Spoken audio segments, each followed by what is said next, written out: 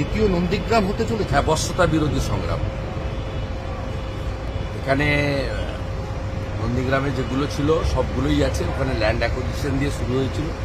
এখানে নারীদের উপর, মায়েদের উপর অত্যাচারের বিরুদ্ধে মানুষ প্রথম সংগ্রাম করেছে। কিন্তু বাকি ল্যান্ড গ্রেবিং অলসো এই বিগ ইস্যু, মানে মহিলা নির্যাতনের পরে ল্যান্ড গ্রেবিং। আর থার্ড হচ্ছে যেটা নন্দীগ্রামে ছিল না এখানে, যে গত মমতা ব্যানার্জি ক্ষমতায় আসার পরে 13 সালের পর থেকে ওরা কোনো ভোট দিতে পারে, ইভিন লোকসভা বিধানসভাও দিতে পারে, কার্ড নিয়ে না।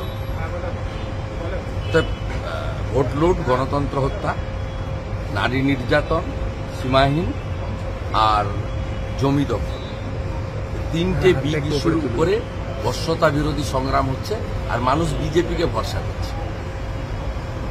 আমি ওখানকার যারা বামপন্থী ভোটার তাদের সঙ্গে কথা বলেছি, বলেছে না আমরা বিজেপিকে ভরসা।